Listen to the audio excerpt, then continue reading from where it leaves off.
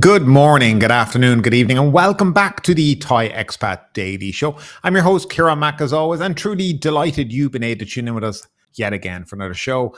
Now, before we do get started, don't forget to like this video, subscribe to the channel, and hit that notification bell. If you like listening to us on a podcast player, there is a link down below in the description that will take you to a website where a vast array of podcast players hosting this show can be found.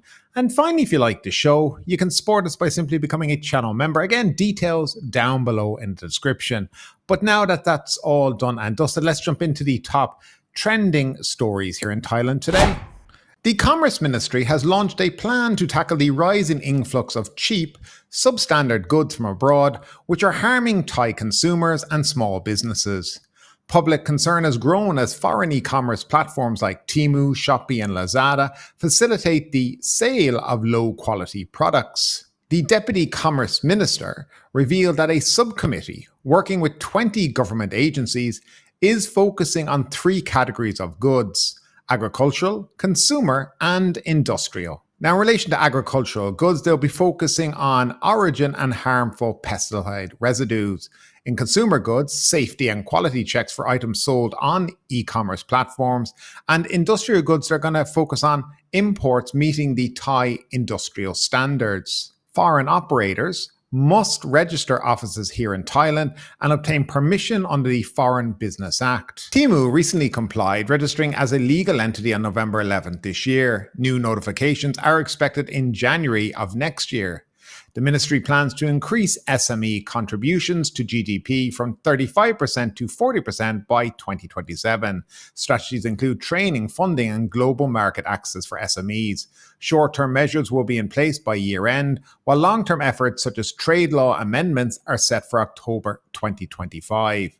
The subcommittee has outlined 5 key measures, including stricter regulations, tax reforms, and enhanced international cooperation to ensure Thai consumers and businesses are protected. Now, do you think these measures will effectively boost Thai businesses and consumer confidence, or is more action needed? I'd love to know your comments as always down below in the comments section. Now, Pattaya authorities are investigating an incident involving a British tourist who was found injured and intoxicated on South Pattaya Road 3. The man, believed to be between 55 and 60 years old, suffered a broken nose, a bruised eye socket, and facial cuts. Rescue volunteers provided first aid before transporting him to hospital. However, due to his heavy intoxication, the tourist was unable to recall the events leading to his injuries. The incident came to light after 2 Thai men, Mr. Manachai, 30, and Mr. Chakrit, 28, maintenance workers at a South Pattaya entertainment venue, visited the police station earlier on November 19th.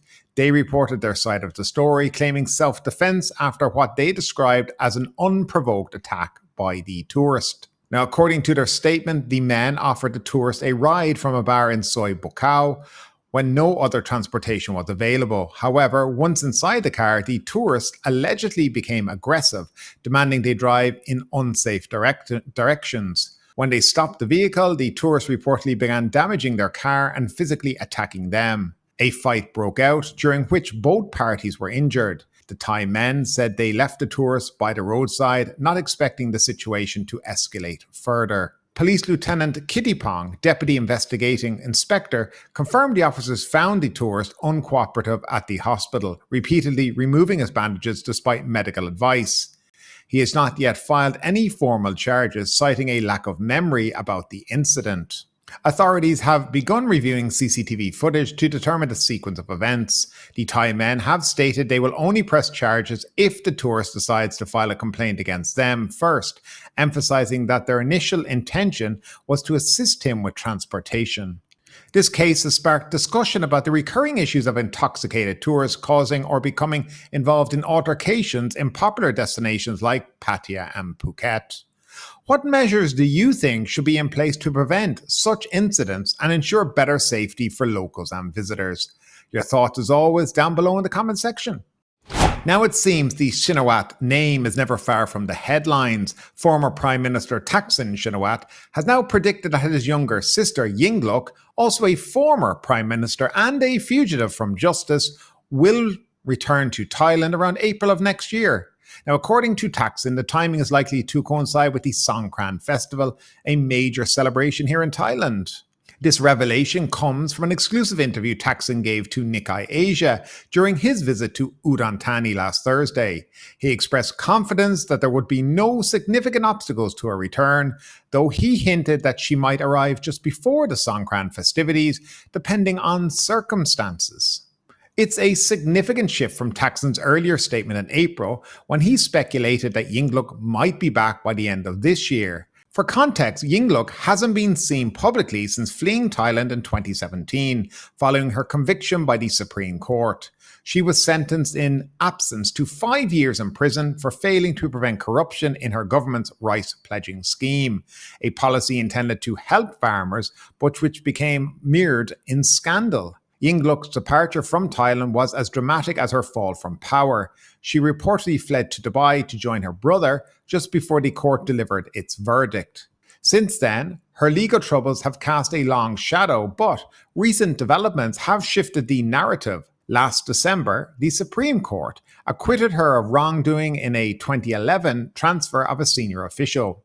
Most recently, just last month, she was cleared of malfeasance and collusion in awarding a 240 million baht campaign tied to her government's infrastructure projects.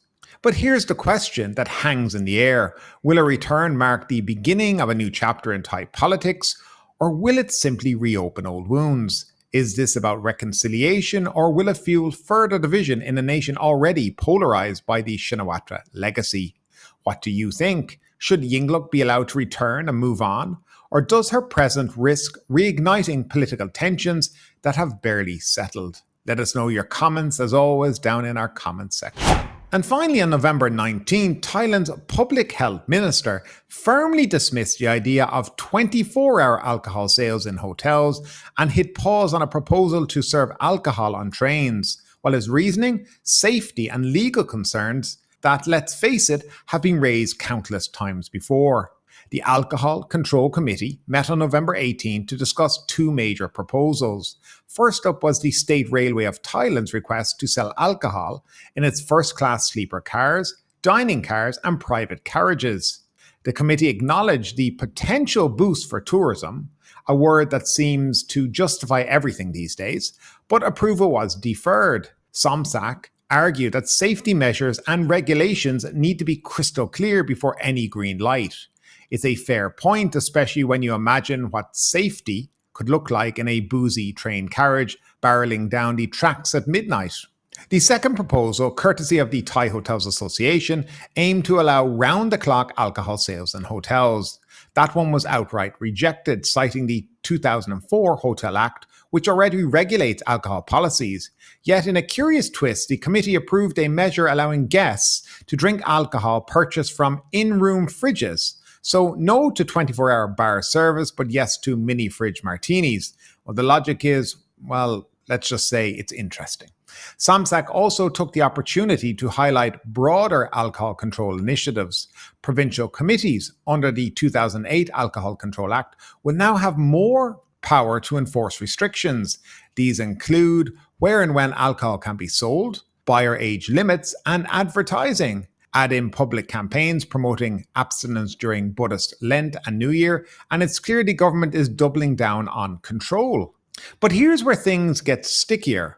When asked about proposed amendments to the Alcohol Control Act, which would increase industry representation, Somsak played it cool. He insisted the changes wouldn't normalize drinking, promising that public feedback would be taken into account. But let's not forget, public feedback often means endless rounds of discussion that normally lead nowhere. With Parliament reconvening in mid-December, the alcohol debate isn't going away. So what do you think? Is this a balanced approach to alcohol control, or are these measures just more red tape disguised as progress? Your opinion about this story and all the stories we covered today will be greatly appreciated down in that comment section.